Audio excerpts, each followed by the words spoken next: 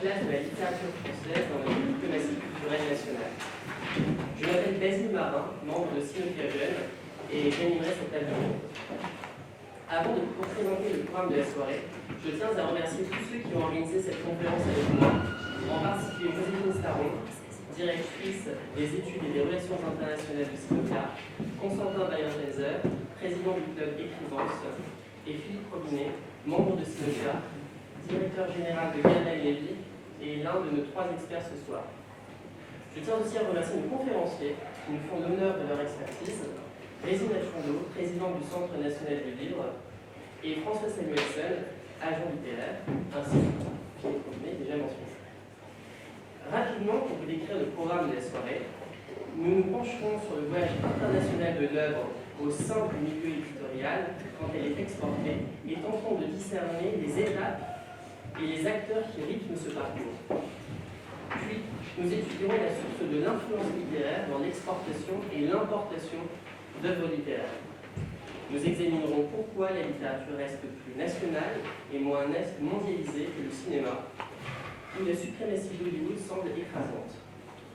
Enfin, nous nous demanderons pourquoi les auteurs de certains pays ne s'exportent pas, moins, et nous nous interrogerons sur l'existence d'une possible géopolitique littéraire. Avant de vous retrouver par la table ronde, je laisse la parole à Constantin Bayer-Genzer afin de vous présenter Écrivance et son vivier de jeunes écrivains.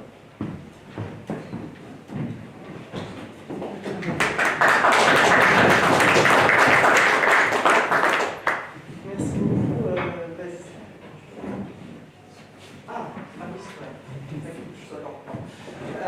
Merci beaucoup, Basile. Merci beaucoup à tous et à toutes.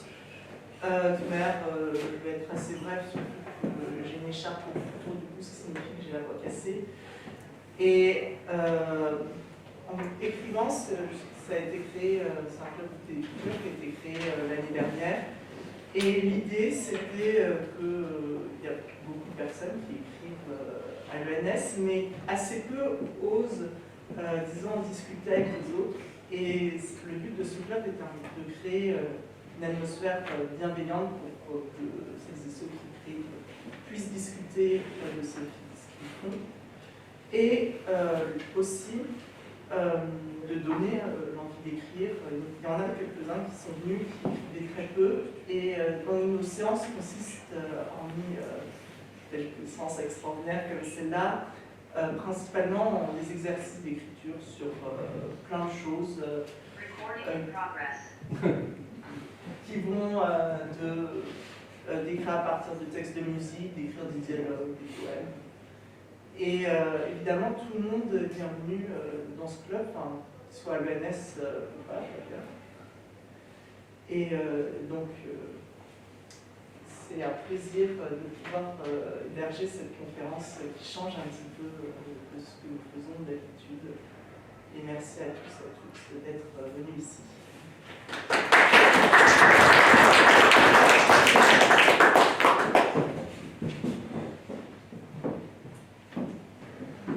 Bonsoir, je suis Joséphine Staron, directrice des études internationales de Sinopia. Je veux remercier avant tout Basile Marin qui a eu l'initiative de cette conférence. Il a dit à Sinopia, vous ne vous intéressez pas assez à la culture chez Sinopia, vous êtes trop géopolitique, vous êtes trop politique intérieure, économie, défense. Il faut vous intéresser à la culture. On a dit, mais avec grand plaisir Basile, du moment que tu t'en occupes. Et il a fait le job, il l'a fait très bien et c'est grâce à lui qu'on a un si beau panel ce soir. Donc merci Basile. Merci à l'ENS et à l'association de nous recevoir ici gracieusement et de nous avoir aidé à monter cette conférence. Et merci à nos intervenants pour avoir accepté notre invitation. Bonne conférence. Et merci à tous les membres de Sinopia présents ici, notamment à notre amie parlementaire, Florence Poumandier, qui nous fait l'honneur d'être là ce soir. Et merci à tous les futurs membres, j'espère, de Sinopia qui sont là également. Et on se fera un plaisir à faire la conférence de vous présenter notre think tank. Bonne conférence.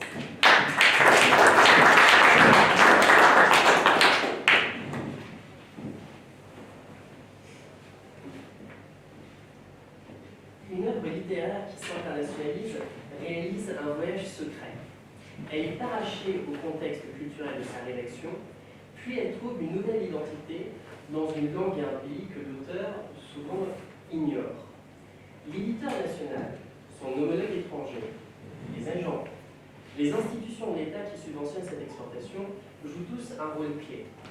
Vous, Régine Achondo, président du Centre national du livre, Philippe Robinet, directeur général des éditions Calvin-Lévy, et François Samuelson, agent littéraire, représentez chacun une facette particulière de cet écosystème. La première question est donc, selon vous, selon chacun de vous, quelles sont les principales étapes de ce voyage et quel est votre rôle dans celle-ci?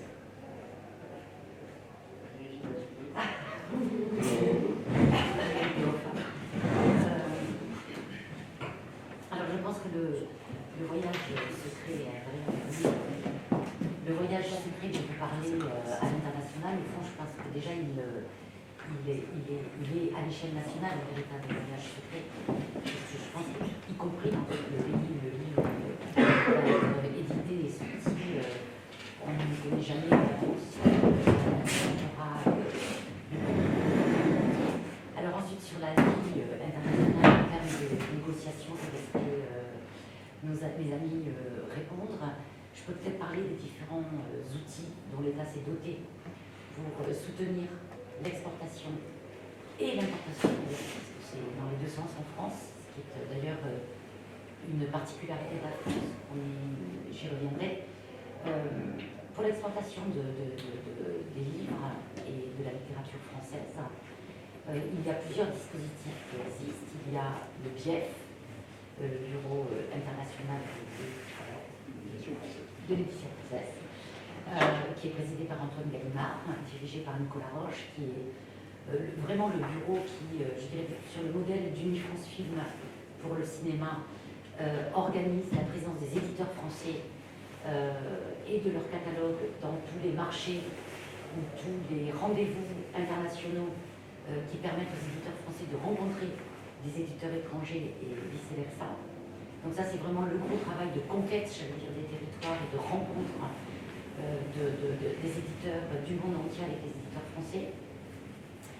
Les instituts français contribuent à ce soutien, généralement financièrement et par la présence aussi d'une attention permanente au cœur des ambassades sur la culture en général et peut-être le cinéma et le livre en particulier, mais on remarqué la musique aussi pour les attachés culturels ou les COCA, les conseillers culturels. Et puis il y a le Centre national du livre qui est moins en charge, j'allais dire, de la conquête à l'international, même si on travaille main dans la main avec le Bureau international de l'édition française, mais nous on s'occupe de la traduction. C'est-à-dire qu'on offre des soutiens aux éditeurs français lorsqu'ils ont une proposition de cession de droit à un éditeur étranger et on finance la traduction sur la base de deux critères très simples, qualité du livre, qualité de la traduction. Et le soutien peut être aller de 40 à 60% du montant du coût de la traduction. Et vice-versa. Nous aidons beaucoup, plus d'ailleurs encore que l'exportation des livres français, l'importation de la littérature étrangère en France.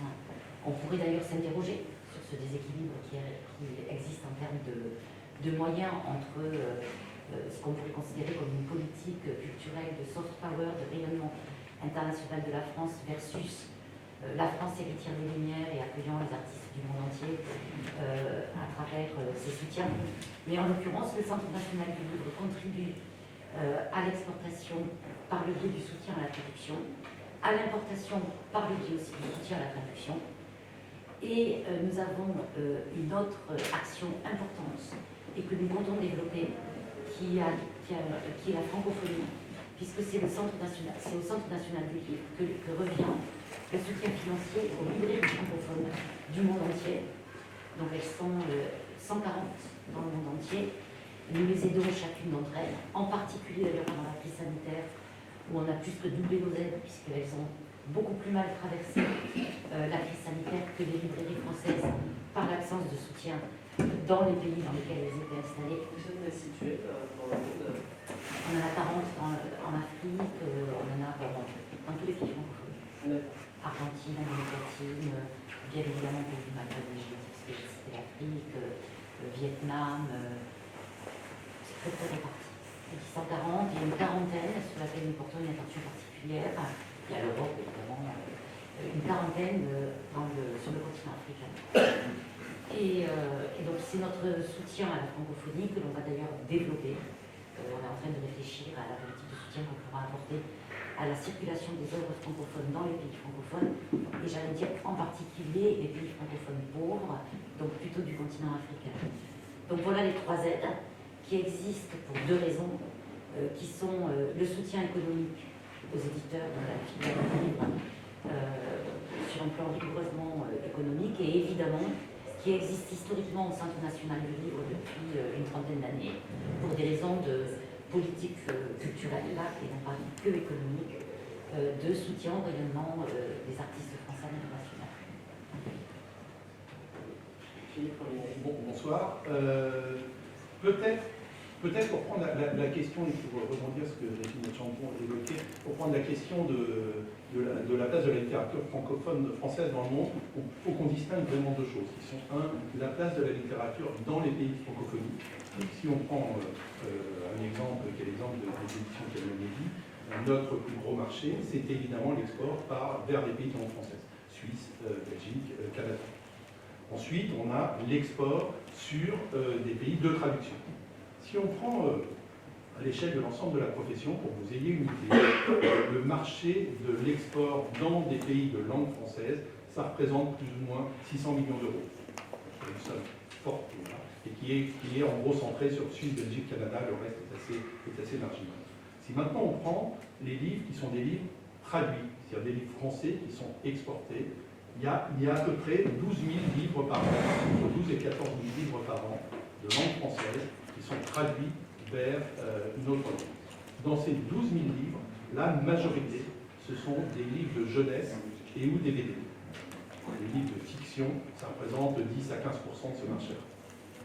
Si on descend encore un tout petit peu dans les langues, comme on parle beaucoup de jeunesse et de BD, les langues vers lesquelles les livres français sont les plus traduits, c'est un ordre qui va changer là pour des questions géopolitiques que vous comprendrez plus que moi, mais on a beaucoup de traductions vers le chinois, sur la jeunesse. On a ensuite des traductions sur l'espagnol, l'italien, l'anglais et l'allemand venant très très loin. Si maintenant on regarde de l'autre côté, c'est-à-dire les livres que l'on importe, les traductions, c'est à peu près les mêmes quantités en termes de nombre de livres, mais les langues ne sont pas du tout les mêmes. Pour plus de 2/3, pour plus de 60%, on traduit de l'anglais. C'est intéressant en termes de géopolitique, la façon dont ça se casse. Donc déjà, c'est quelques chiffres, juste pour situer un tout petit peu d'un point de vue macroéconomique comment les marchés. Et ensuite, pour répondre un peu plus à la question, ce voyage dont vous parliez, c'est en fait un voyage en 4 temps. Il y a l'auteur, évidemment, l'œuvre initiale, prenant l'auteur de langue française. Deuxième temps, il y a son éditeur ou son agent, d'ailleurs, dans les cas. Son agent original, celui qui a les droits en France, ou son éditeur. Troisième temps de cette ligne où tout le monde doit parler, doit être en symbiose, c'est l'agent et ou l'éditeur de réception, celui qui va traduire.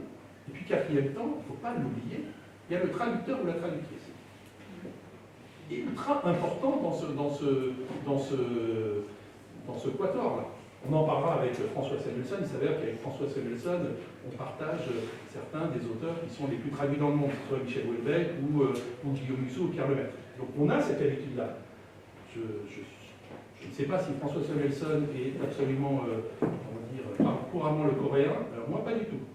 Et pourtant, Guillaume Musso est un auteur extrêmement important en Corée. Et il y a des pays qui sont encore plus baroques. Donc, il faut que ces 4 lignes soient alignées. On pourra revenir pour que ça se passe bien. Je n'ai, sur Pierre Lemaitre, comment je vais vérifier que la traduction en slovaque est la traduction impeccable? Comment je vais vérifier que tel héros va pas être... Voilà, ça c'est sur l'import. Mais sur l'export, il y a plein de pays dans lesquels il n'y a pas un centre national du livre local. Donc, et pour terminer, pour laisser la parole à François, cette ligne-là des 4, cette valse à 4 temps, il y a un mot qui le sous-tend, c'est la confiance. Et la confiance qui le sous-tend, c'est certainement le temps long et le fait que il ne va pas confier, Houellebecq, je ne vais pas confier Pierre Lemaitre ou Guillaume Musso ou Hélène Kefelec à quelqu'un qu'on ne connaîtra pas. Donc c'est un métier sur l'export qui est un métier de long terme. Voilà, c'est juste ces 2-3 éléments pour cadrer un peu en tout cas mon point de vue de débat, et après on pourra rentrer si vous voulez plus sur les flancs de Calmani. François, je sais pas si vous Je voulais vous dire, François, j'attends vraiment votre réponse avec impatience, puisque vous êtes l'un des acteurs qui a fait en sorte que le public américain se réintéresse à la littérature française, puisque vous avez créé un bureau à New York qui a exporté la littérature française auprès des éditeurs américains. Je voudrais d'abord rebondir sur ce que dit Philippe, et j'évoque cela avec beaucoup de modestie, puisque en réalité sur les traductions, je ne connais rien. Pour une raison très simple, c'est que c'est un métier qui est un métier extrême. La cession des droits à l'étranger des auteurs de langue française, surtout quand ils ne sont pas connus, sauf phénomène ponctuel exceptionnel, et c'est un métier de bénédictin. Et généralement, les personnes qui s'en chargent font un travail à l'intérieur des maisons d'édition assez remarquable.